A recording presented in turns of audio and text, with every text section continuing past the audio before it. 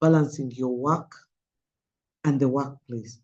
But also, especially for young women, there's a lot of pressure for, the sexual harassment or pressure for relationships. And some people feel they can't be promoted or go forward because of this. So all these are things we have to worry about and how to manage this conflict.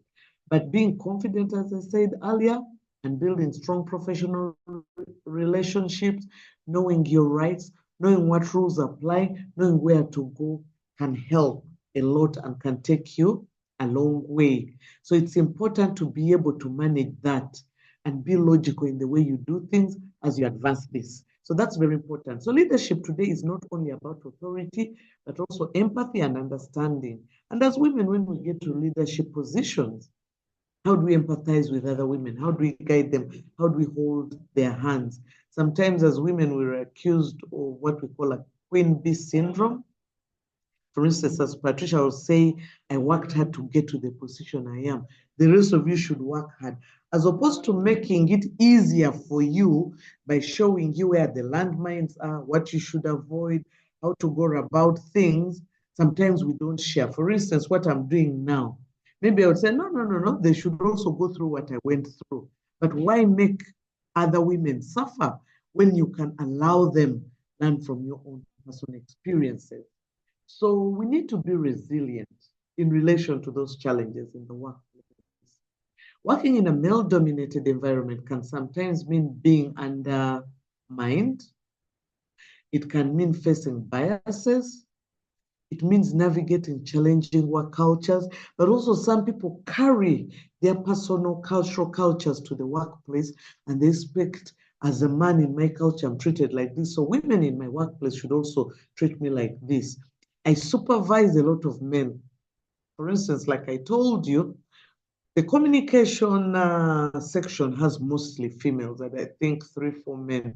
But the IT division has only 2 females, and the rest of them are males. The resource center registry also has only men. But sometimes you can feel or you can sense that aspect of disrespect coming from the men when you're reprimanding them, identifying their gaps. So if you show weakness, if you show lack of knowledge, they really take you on and undermine even further. So you have to be firm. You have to know when to be firm. You have to know when to, soften a bit. But generally, you have to know you're a principled person and you're there to work and what you need to do. So resilience really means staying focused on your goals despite the challenges, learning from criticisms. Criticism can be positive, sometimes they are negative, but there's always something to learn from there. So we need to be open-minded. But turning obstacles into growth and opportunities is also important. So many successful women in mining and energy and petroleum did so because they refused to give up despite the challenges. Yes, you still turn up for work and ignore some of these things, or sometimes you have to take legal action. We have cases where people have taken colleagues to police for sexual harassment when they felt that maybe at the workplace they're not getting sufficient support.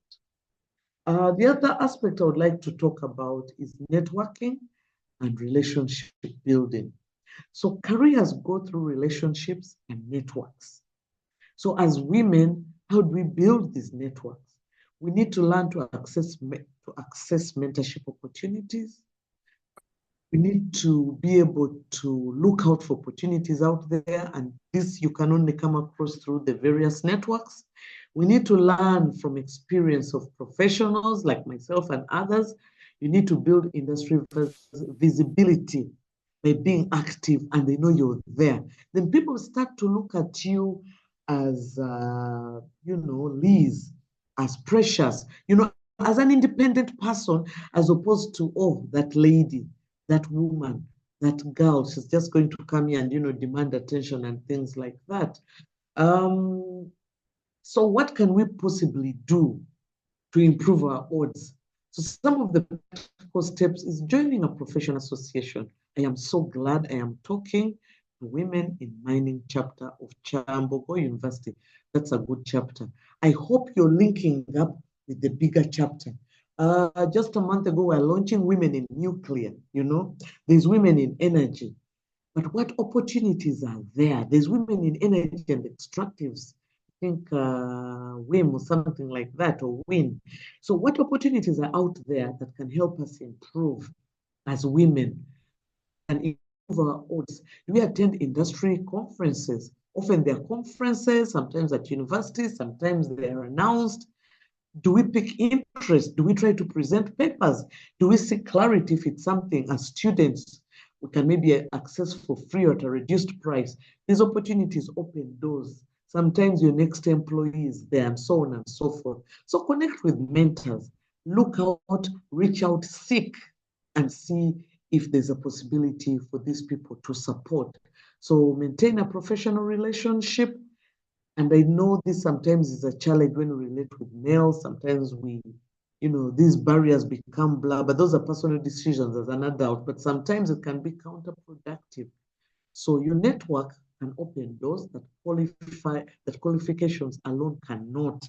So these soft skills, what it helps is that you'll need your professional skills maybe to get into a job, but how do you maintain that job? How do you get promoted to leadership positions? You have to pay attention to this.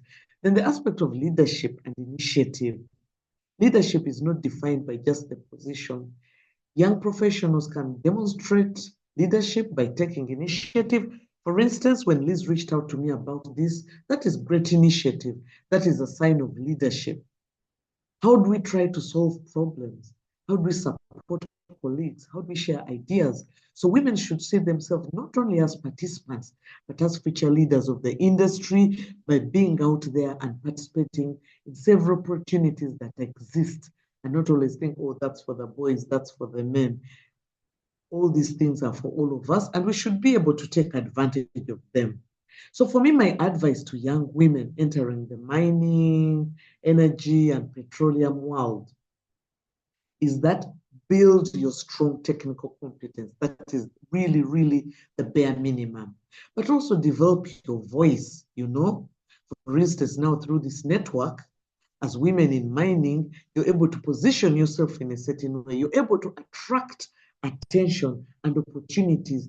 There might be some civil society out there that want to work with you. There might be a professional body out there. And normally there are so many opportunities, scholarship opportunities that come up for young women to better yourselves.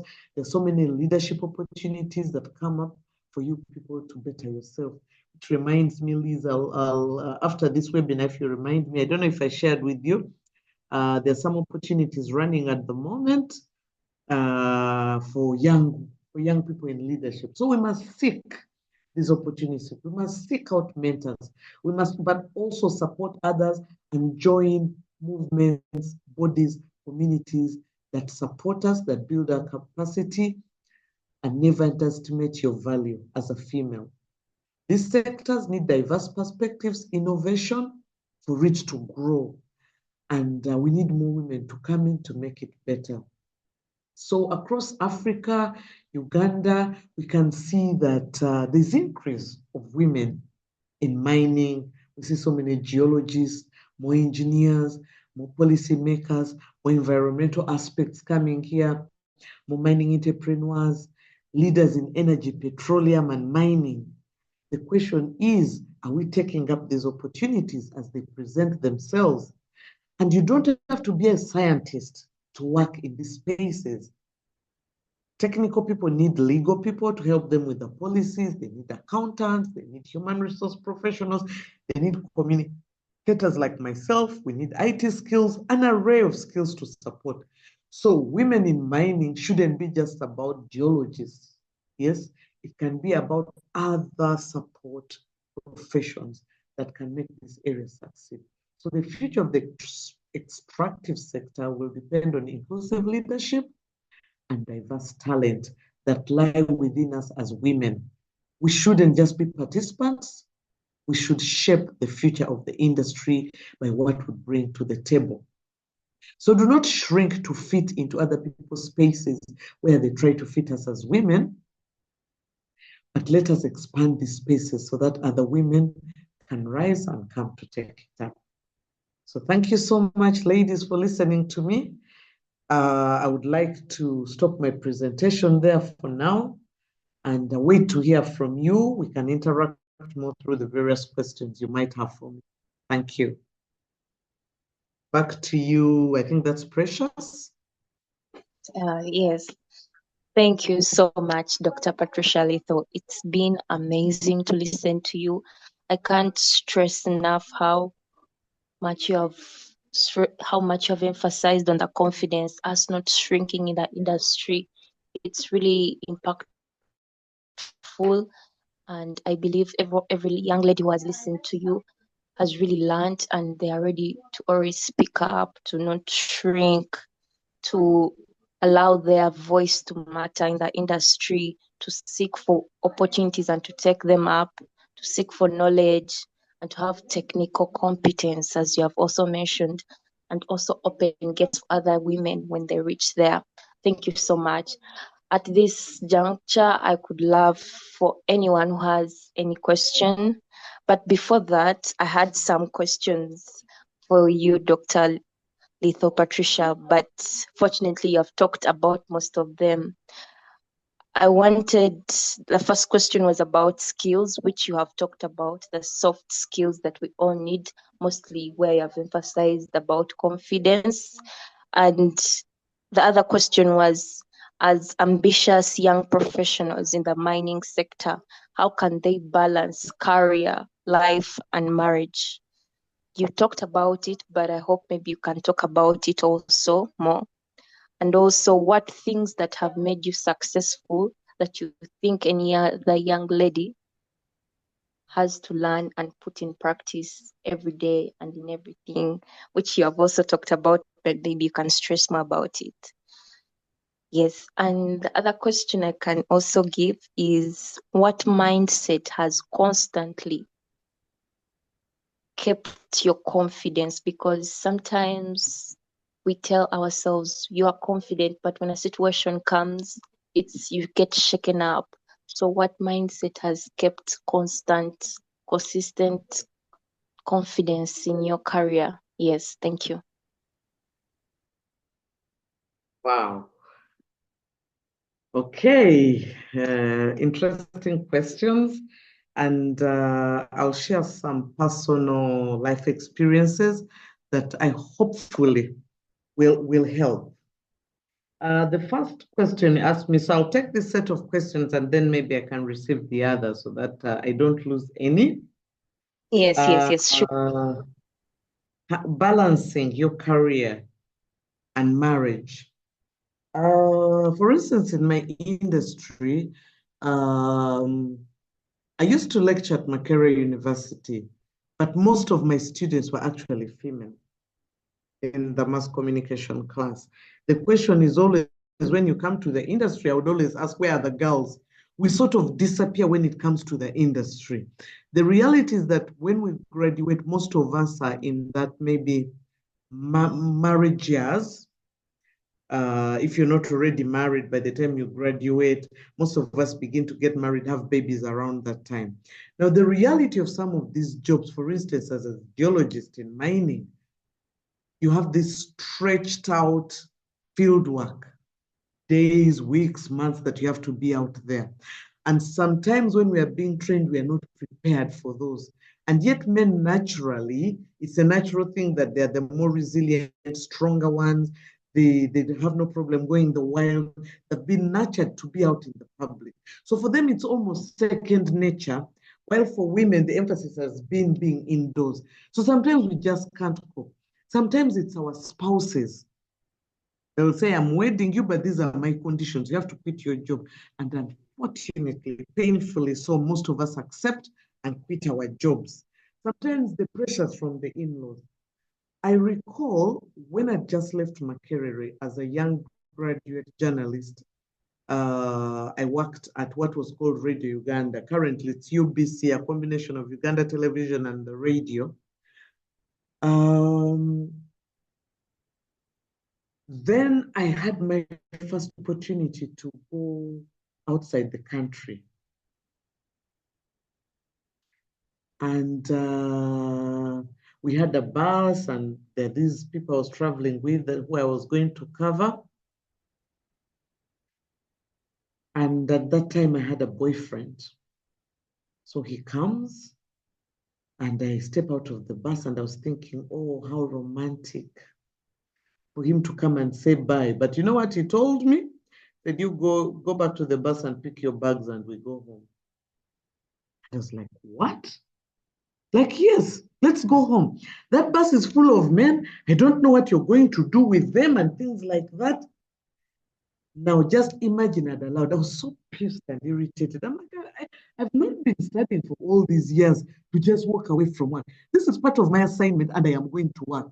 If you don't trust me, we can break up right now, but for me, I am going to work. Me, I am going to work. You know, I've seen a comment about a boyfriend. Oh, men have a lot of rights. If you've been in a relationship, it doesn't matter if he's your husband yet. Later, I became my husband, by the way. But for me, those were one of the first moments I started experiencing these challenges. And then, of course, you get married and there's pressures about the in-laws, about where you're working. And I remember sometimes I would cover parliament, like those female journalists who cover parliament, sleep around with all those MPs. I never dated any, I never slept with any. And the strange thing is that the pressures are actually there. Male colleagues are pressurizing you to just sleep with you, not even to date you.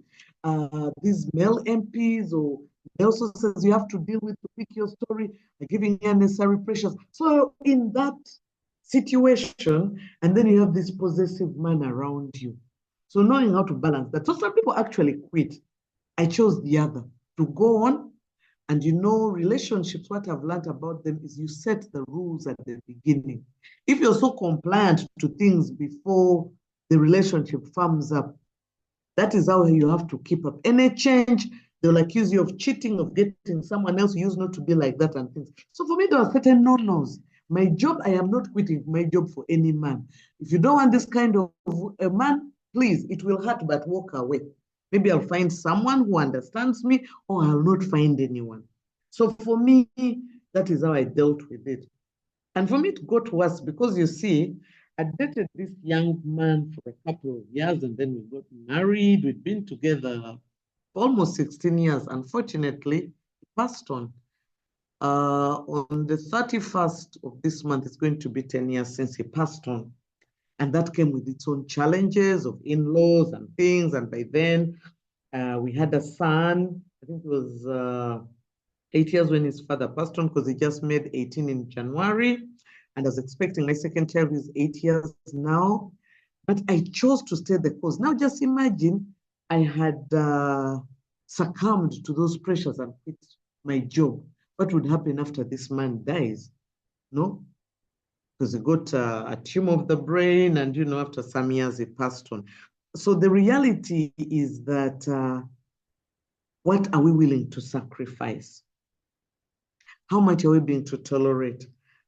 How resilient are we to these external pressures, you know? And the assumption is that I'll just marry a rich man who will take care of me. My dear, once you're in someone's house, they start rationing you, they'll give you 20,000 and expect you to perform miracles with it. As women, we always want something new that makes us feel special. I want a matching bag, I want a matching shoes. It doesn't work like that if it's someone else's money. But the fact that I earn my own money, you know, I live in my own house, I can say, okay, I want a Brazilian, and it's not going to be a big deal. I'm not going to negotiate and kneel down or compromise myself, my body with anyone, you know, so that you can buy me Brazilian hair. If I see a new pair of shoes that I want. So actually, one thing I want to emphasize that I didn't talk about earlier is economic independence. Please try to have your source of income. Don't accept to quit your job unless you really want to quit. Don't quit for someone else because you lead a bitter life of blaming others. So for me, I stayed the course. I really found it extremely painful to walk away from my life of training and go sit home, you know? So I wasn't opting for that. But I've also tried to better myself. So that story I give you when I was just a fresh graduate, but I went ahead and did my master's. I went ahead and did a PhD, and it's not an easy process. And the man was there, this man we are talking about. And I recall coming home from the UK to collect data and I'd be up in the night like at 2 a.m. trying to write my dissertation, my PhD dissertation. I know he would keep coming from the bedroom. You're still there, you're still there. You're forgetting about me. How about me? I can just imagine if it was him doing the PhD. I wouldn't be allowed to interrupt him or things like that. And these are realities that always happen. And sometimes it seems easy, but it's just about resilience, being firm, being principled, knowing what you want, and having those support mechanisms. Are you part of any women group that can support? Do you speak to other women, older women who have walked it, your colleagues out there managing it? Reach out. The organization that you people are reading out, UMWA, is Uganda Media Women's Association. We also have Women in the Media Networks. I'm part of such associations. And every time and again, they talk about this kind of challenges for women professionals, and therefore we learn to appreciate and deal with it. Then the other one was, what mindset has kept my confidence? Maybe I'm lucky, I think I'm born this way, but I've had to nurture these skills. But also the fact that I've tried to better myself. And I've shared just the mainstream academic improvement of masters and PhD. I've also done so many little tiny courses whenever there's an opportunity in leadership, in management, in IT, in gender. I sign up for these courses unless they won't take me. Sometimes I pay for myself. Are we willing as women to invest in ourselves? So we must be open about those kind of things to better ourselves. But most importantly, stay principled, be professional, and when you're given an opportunity to perform, give it your best. Next time there's an opportunity, they will not be debating whether, that woman, they will be looking for Dr. Patricia Little, who has competence in ABCD, and they will not be debating about my gender. They just know I am good at this, and I'm looked at as a human being. But it's not an overnight. It's not a bed of roses. You have to be resilient. You have to be strong to be able to manage that. Thank you. Back to you, Hello, Precious. everyone. Let me interrupt you a little here. Hello. Hello. Yeah, thank you, Liz. And thank you to you, Kyambogo University chapter of WiM-Africa, and Dr. Patricia. Oh, wow. Thank you for sharing such a powerful insight and for your mentorship for these young ones. Thank you very much. So my name is Comfort Asokoro Ogaji, Doc. I don't know if we have met before, but I cannot remember on my side. It's nice to meet you. Nice to meet you, Dr. Comfort. It's nice to meet you. And I was just told there was a meeting, and I said, oh, yes, I should hop in and listen to what is going on. And thank you so much, Doc, for keeping the young ones and advising them. I was listening to your advice, and I'm saying, oh, no, yeah, we thank God for your life. So thank you so much. I would just like to chip in regarding the questions that have been put to you from the organizers. By the way, hello, everybody. Hello. Hello in the room. Yes. Hello. Hello. Hello. Yeah. Hello. That's Liz and Sanyu and Kutis and Drola, Frey.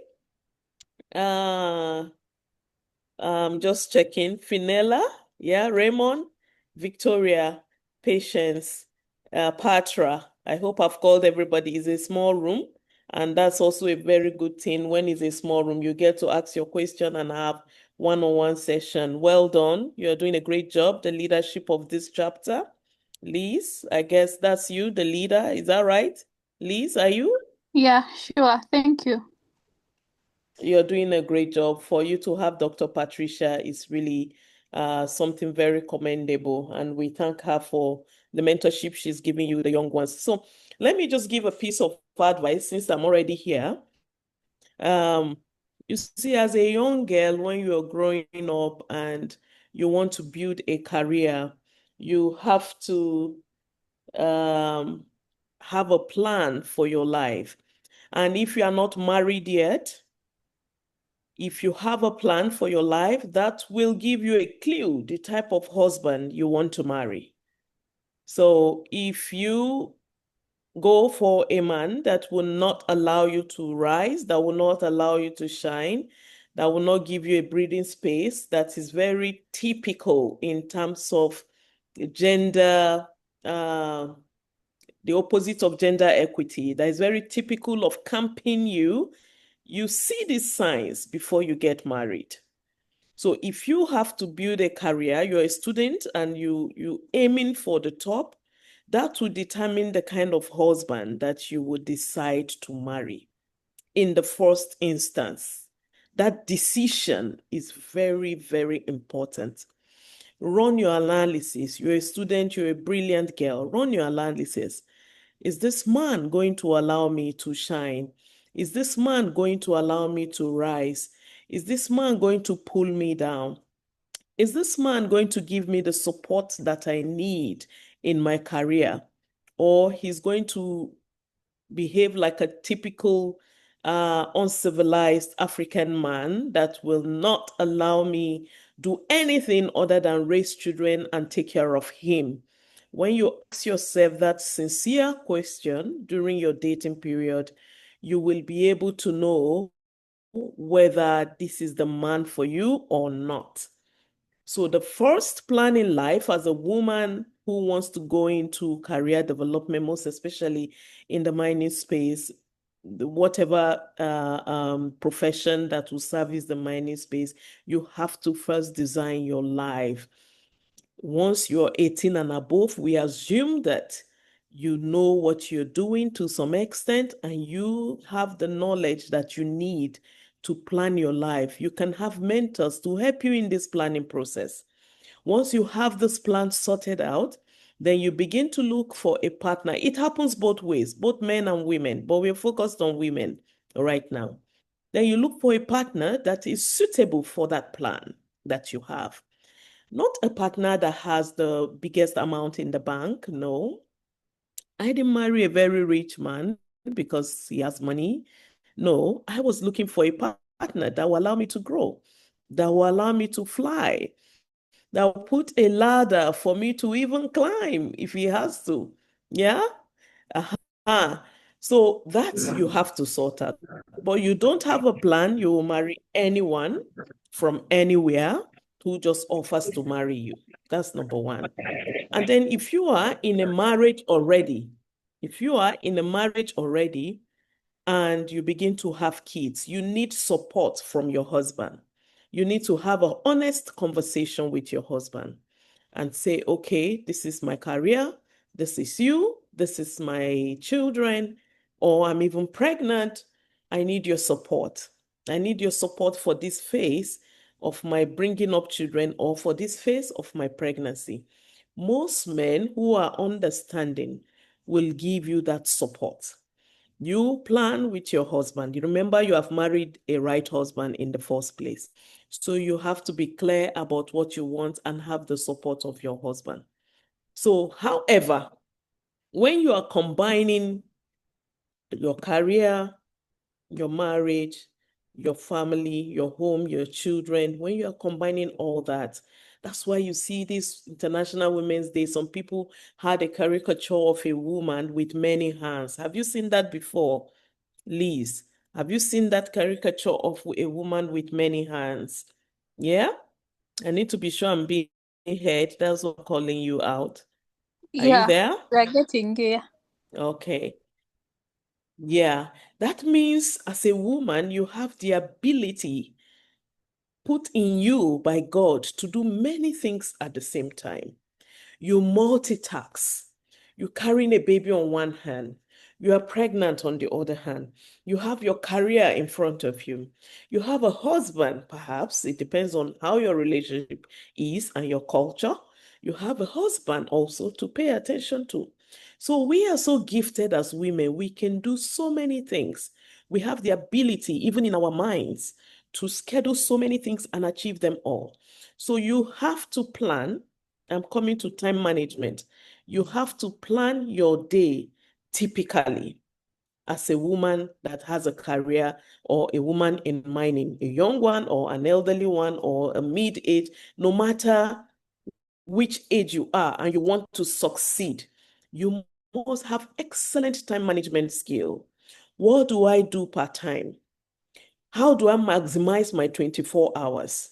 If I'm to share my story personally, my goodness, I probably work for 15 hours out of 24 hours. I probably work for 15 hours. And it has been there since I finished my university. I am not a staff in an office that will keep looking at time to close at a certain time. I plan my success. Success can be planned. Failure can also be planned. I plan my success. I plan my timing. I check my priorities. What is important and what is not important. I take out what is not important and focus more on what is important.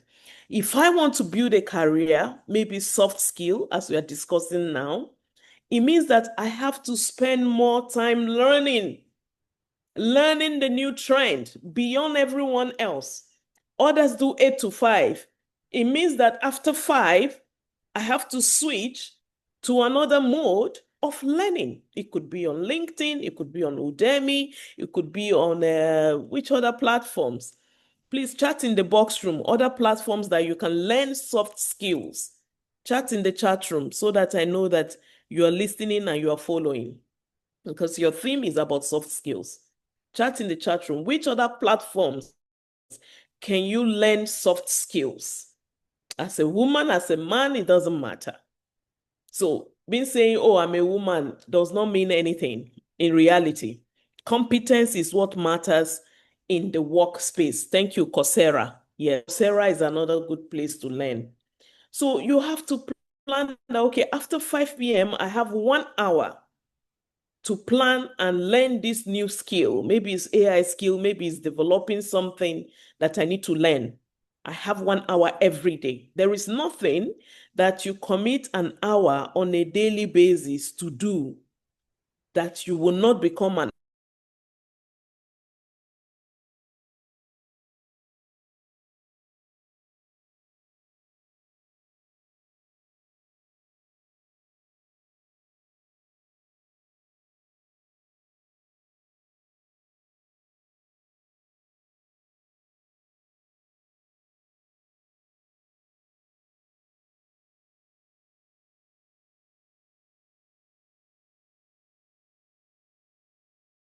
sacrifice their time to learn new skills or to build their capacity.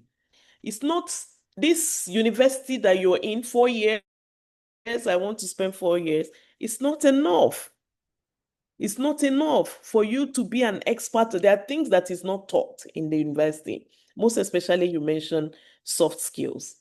It's not taught most times in the university. So prioritize. Build a support system with your husband. If you have children and they're tender, like in my country, I can always bring in someone, slash a little of my salary, pay to the person, and the person supports me in the domestic environment. So when I get home, the person supports me to clean, to take care of the children, to wash their clothes, to iron them. So I contributed a token out of my salary to make sure that I get a support. In Africa, it's easy to get a support, but if you're in the UK, it is a bit difficult. So then communicate with your partner. Communicate clearly. Communication is very important. Prioritize. The travel, you don't have to travel, cut it down. You are building something. And the something you are building is you. You are building you. That is enough focus. If you focus on the right things, you will make it in life. Then when you are with your family, protect the quality family time. Not that you are with your family and you are browsing Facebook, looking at those people who are dancing, those people who are doing gym, those people who are, depending on what it is that is showing on your algorithm, you are watching Iran and Gaza and the America, what is happening. when you are supposed to be with your family. If you cut that out, you will have a quality time with your family, a dedicated time with your family, an excellent career. It can be balanced. Don't believe those who say, except you shut down your family because of your career. That is not true. I have a thriving career. I have a beautiful family. I have peace in my family. We are together. We are happy. So it is possible. I'm telling you from a practical perspective. Okay. So let go of perfection also. Some of us, oh, I want my children, I want to be the one to do this for my child, to do that, everything for my child, for my husband. It has to be perfect. There's nothing like perfection. Nothing like perfection. Try to let go of it. Do your best part-time and take care of yourself. Self-care. Don't neglect you, right? You are the most important resource in all of this discussion. So don't neglect you. Take care of yourself. Take care of your spirituality. Have some stress management approach. If you know what it is you need to do to relieve your stress, implement it. Find what is your stressor and how do you manage the stress. It is very important to have that. So I just wanted to add to what Doc was saying. If you have some specific questions, you can still ask, and we can throw more light if you are still within the time frame of your webinar. Thank you very much. Thank you very much, Dr. Comfort. It's been insightful to hear from you. Yes, thank you. At this juncture, I'm going to call upon any questions. We're going to have a Q&A session. Anyone with any question to ask the doctors, please do so. You can unmute and then ask your question away.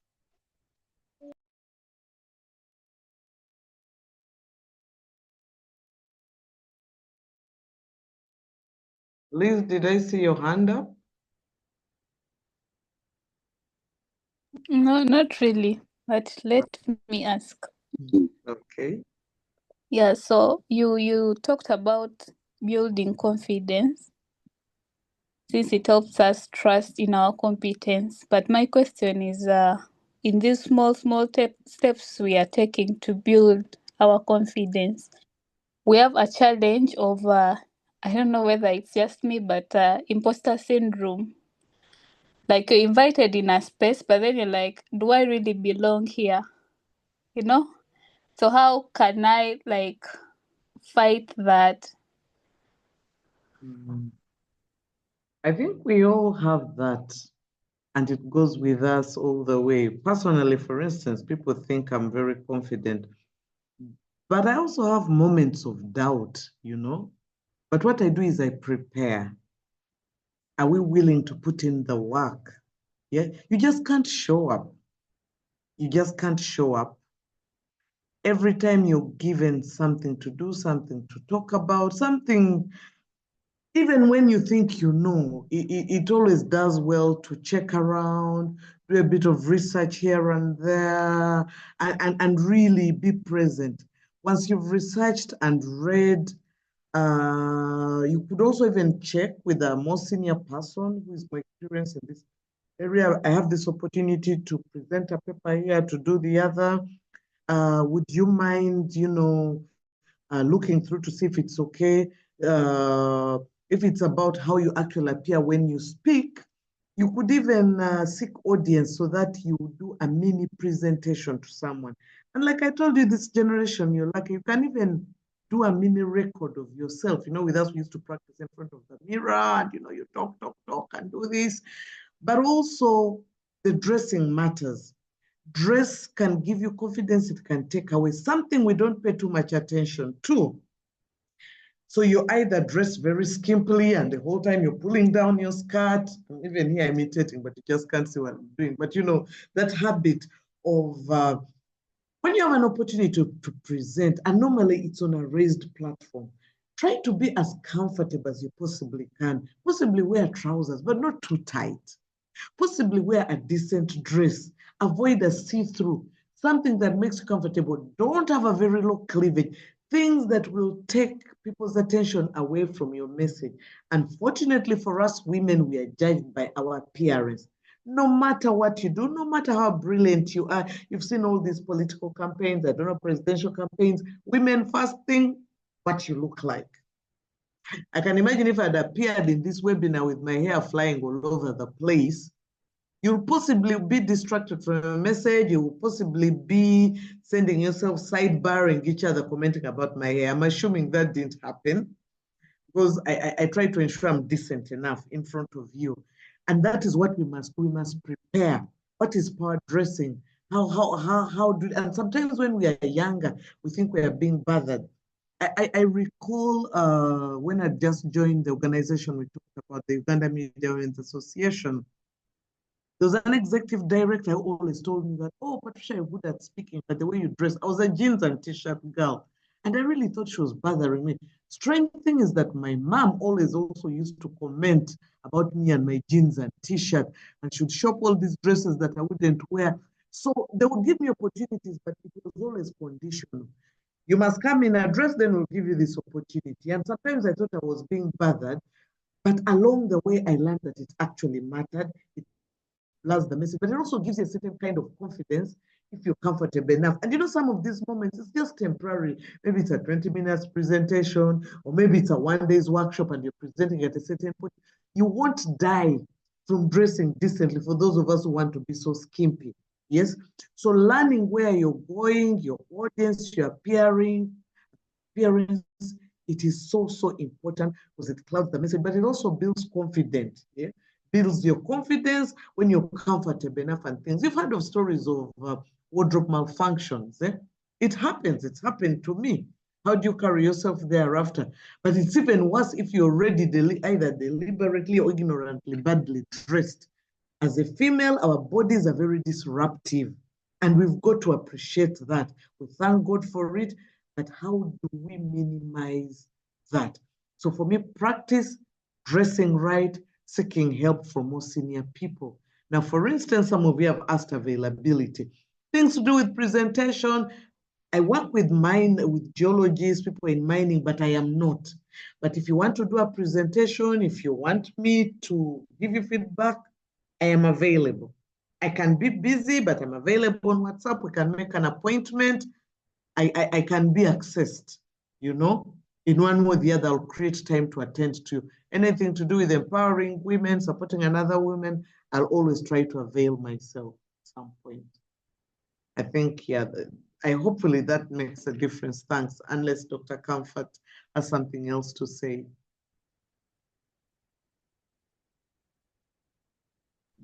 Thank you, Dr. Patricia, for that. That's aptly put. I just saw a question in the room. Because of time, I would not be adding to what you have said. That is great. When you dress well, you reduce other distractions, really, and you are more cool. Someone says, how can we position ourselves to contribute to Uganda's growing mining and energy industry? And a second question is almost like the first question. It says, what do you advise a young girl who wants to build a career in mining but doesn't know where to start? So the two, they are similar. Victoria. Yes, Victoria.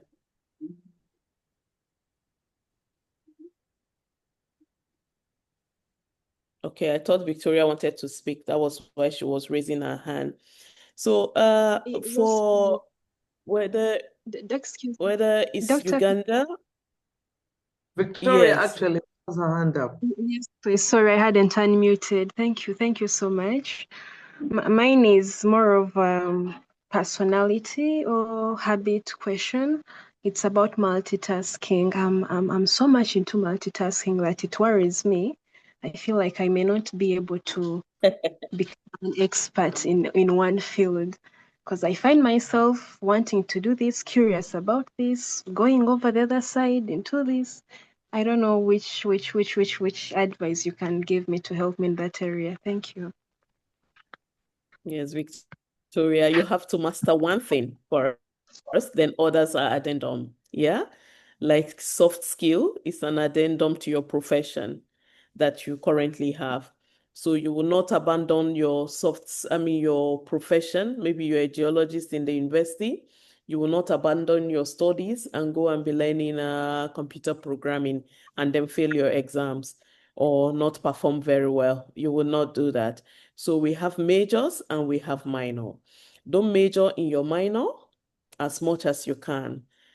Don't major in your minor. Identify your priority. What is more important to me and what is it that is an add-on to what I'm doing? For instance, I don't attend many conferences because of prioritization. Is it bad not to attend conference? No, it's important. It's good to attend conferences. But when I set the priorities and I look at what needs to be done and other responsibilities, I say, okay, how do we find someone there, here, there, and there to represent WiM-Africa? Can we call Dr. Patricia? Is she in the country? Can she fly to Kenya to represent WiM-Africa on this program instead of me coming all the way from somewhere in West Africa? So I prioritize. So you can find your majors, write it on your wall and say, these are my majors, these are my minors. You can always add more to your minor. Because these days, if you are not quick to learning, quick to following what is going on, you just wake up one day and you are left behind. You wake up one day and everybody's using Zoom and you are wondering, why are they using Zoom? Why is this? How is even this happening? So you just wake up and find out you are left behind. So that could be some minors that you must add on to yourself while you have a major thing that you know is your career. If I meet a doctor right now, you are a doctor. You have to be a very good doctor. Very good doctor. If you're a mining engineer, you have to be a very good mining engineer. Today, we're running interview for some set of people who want to be employed in our company. And I was on the panel and we were asking the geologist, a man, that if you want to go and take rock samples, what is the procedure for taking the rock samples? He said, well, you divide the field into 4, then you take the center. I said, what? Is that how you take a sample as a geologist? There's no mineralization you put in mind. There is no mapping. You don't consult geological maps to know where the vein is, where the mineral vein. I'm not a geologist. I'm originally a chemist. But geology, chemistry, and all, they're all, connected. And I said, but as he say, okay. And I gave him an advice. I say, you don't qualify for this role, but you need to build your capacity if geology is your major. Be very, very good in geology. And that brings me to the questions that you have asked regarding where do you start from? You start from capacity, not because you're a woman, nobody cares. Are you competent? That is the most important question. Are you competent? When you are in the room with your colleagues, whether man or woman, when you open your mouth to speak, do you speak from a position of knowledge that everybody respects you? It's not about your face. It's not about your voice. It's not about your gender. It's about the knowledge that you have, the problems that you can solve. The problems that you can solve is very, very important. Now, that brings me directly to answering your question. You ask yourself, what problems are in Uganda? And how do I solve which problem? Which problem can I solve? So whenever you are building a career, it is a particular problem you are seeking to solve. Is it equipment supply I want to go into? Are there so many equipment suppliers? Can I run a research and find out, is there a market for me? Can I connect to China? I'm talking to you about equipment supply because all over Africa, that problem is there. We are shouting mineral beneficiation, mineral beneficiation. There are very few companies who are doing mineral value addition. Very few. It is the Chinese that is coming to our countries.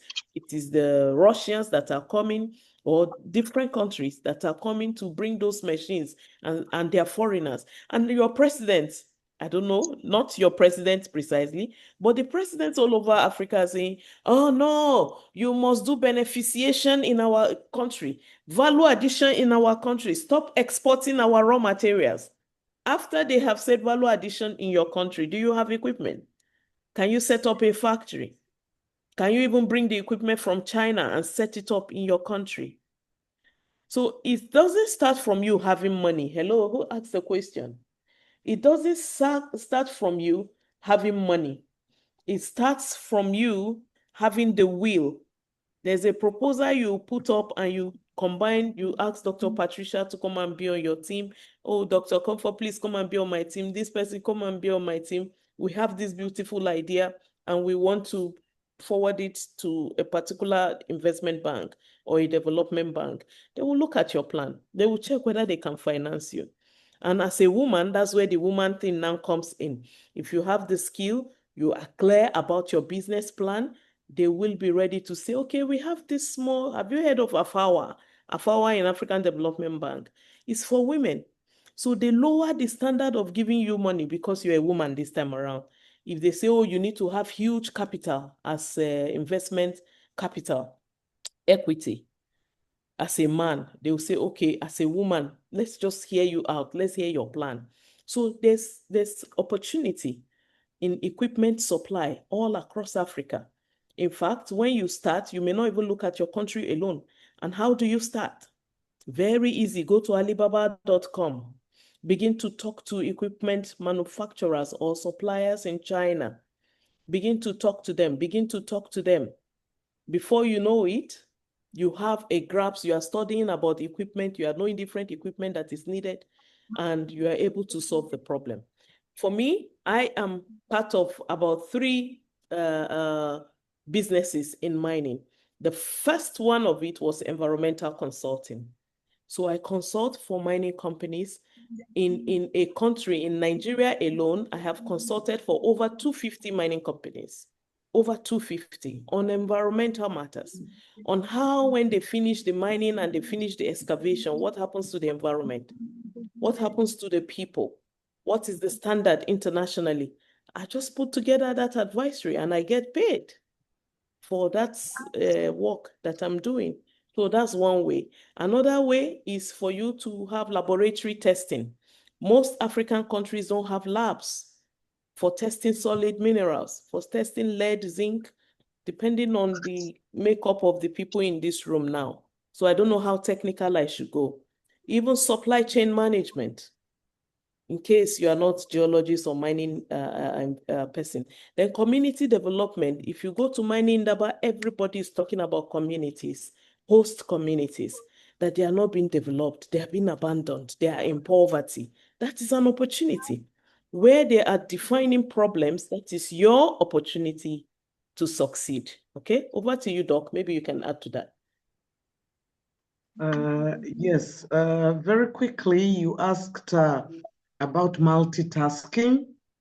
I look at that as distraction. You know, as a young woman, a young professional, we struggle with direction, distraction, confidence. Do I go here that looks attractive?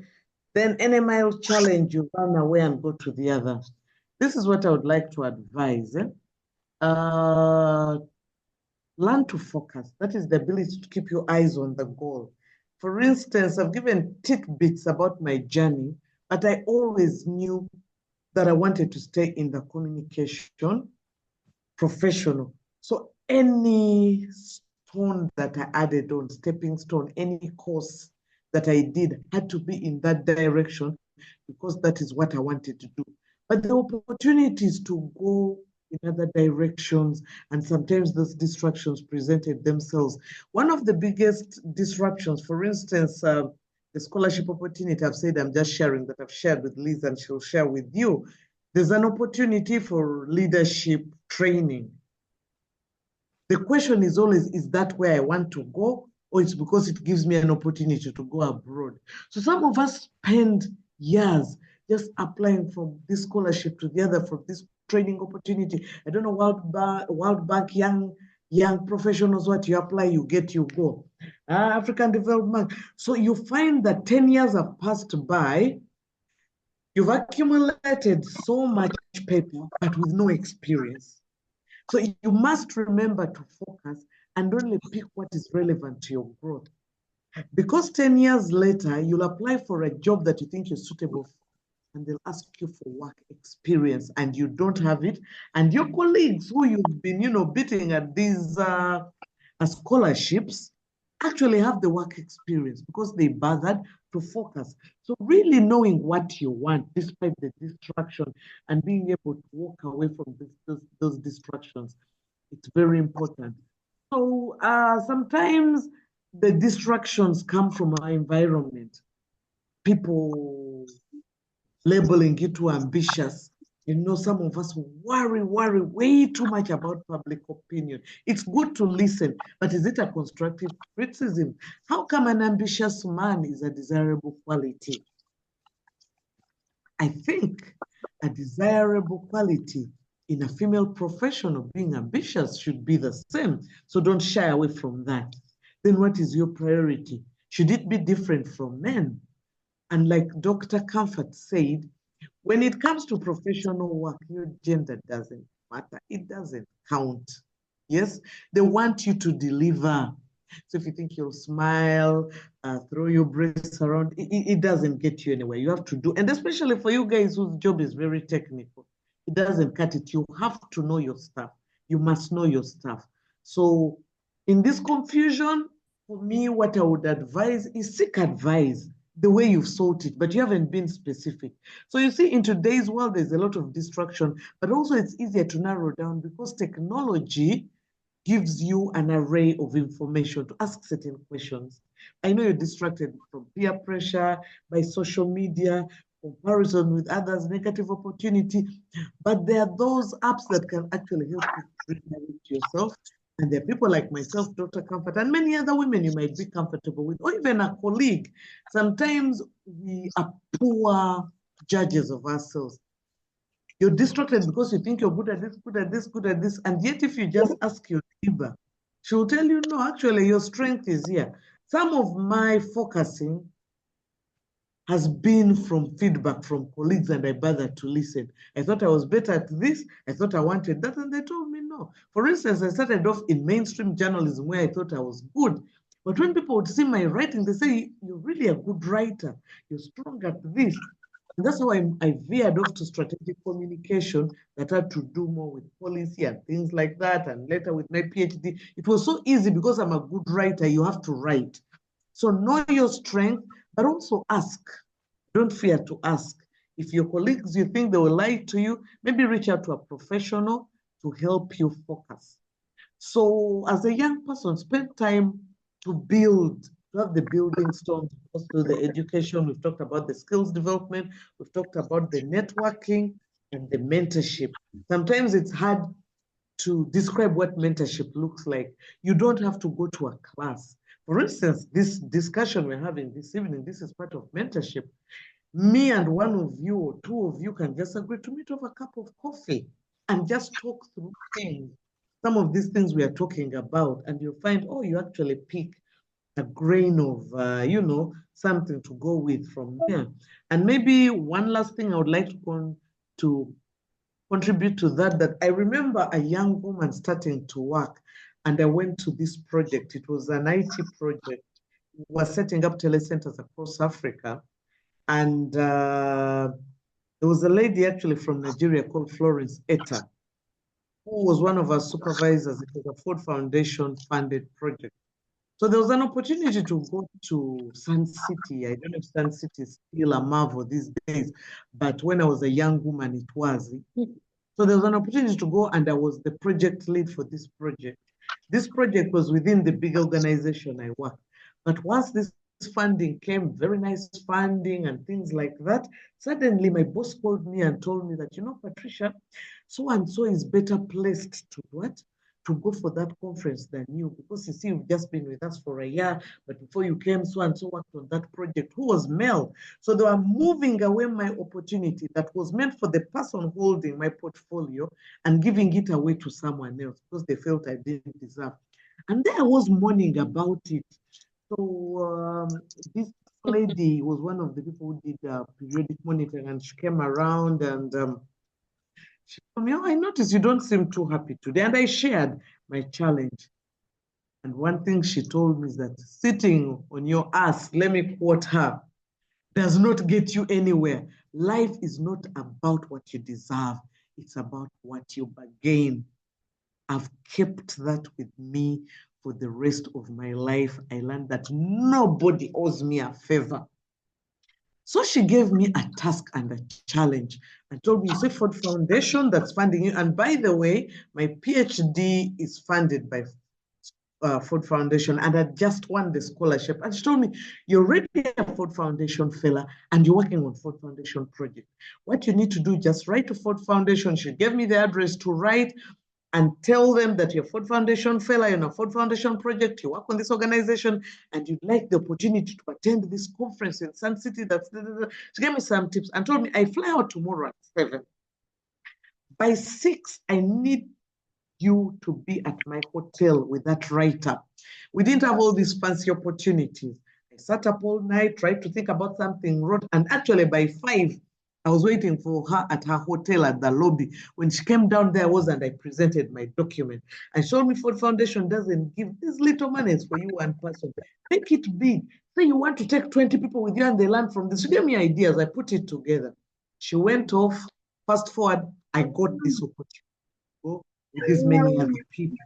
And when we met at Sun City, she told me, oh, by the way, the person you wrote to is actually my husband who heads the Ford Foundation Africa. But I didn't want to tell you that. Yes. So of course there was some lobbying, but I wanted you to put in the work. So you see, technical skill and networking and relationships and connections all bring it together. So just imagine she had her husband. She's also working as someone monitoring us. And there was this crying girl she's feeling sorry for, but I couldn't write. I couldn't speak myself. I couldn't voice myself. I would have lost that opportunity. And for me, that was one of my building stones. And I think my confidence built more. Yes, that I can actually do this. I can actually apply for this. I can actually present myself this. I should stop feeling sorry for myself as a woman. If an opportunity passes me by, can I use strategy B to get there? If it fails this time, that failure is also a lesson for you to prepare better for next time. So I'll stop there. Thank you. Hello, Precious. Yes, thank you very much, Dr. Patricia.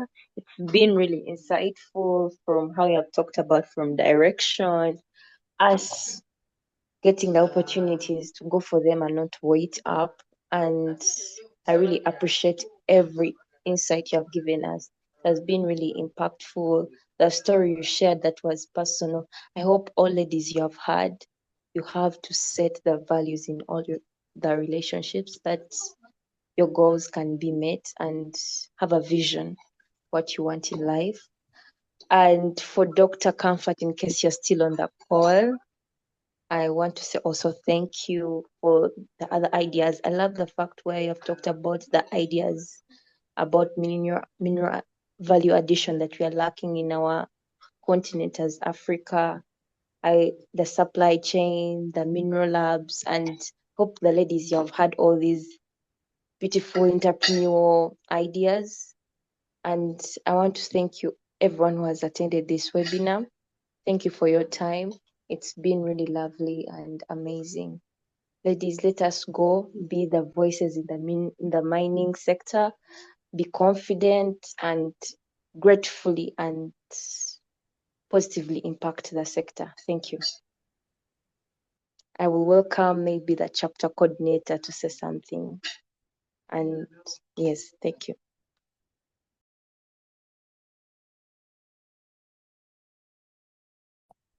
Okay, thank you so much, Ms. Precious, and to our dear doctors. Thanks for your time. It has really been an insightful webinar. I want to thank our dear speaker, Dr. Patricia Litho. I like your energy. She's full of energy, like she mentioned it. And a big shout out to WiM-Africa for a broader platform that allows chapters like ours to amplify voices. My key takeaways from this session, one was about confidence, your view on communication, and networking with purpose. So, dear ladies, we belong in these spaces. Our skills, perspectives, and determination are so essential and for sustainability in the mining sector.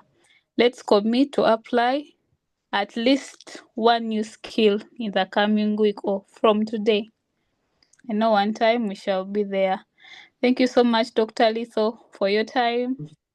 Thanks It for has having been me. a long day, but thank you so much. And thanks Yeah. for the reminder and your patience and reaching out to me. Thank you. You're welcome.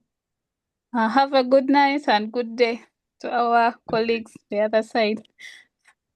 Yes, thanks, ladies, for listening. Good night. Yes, good night.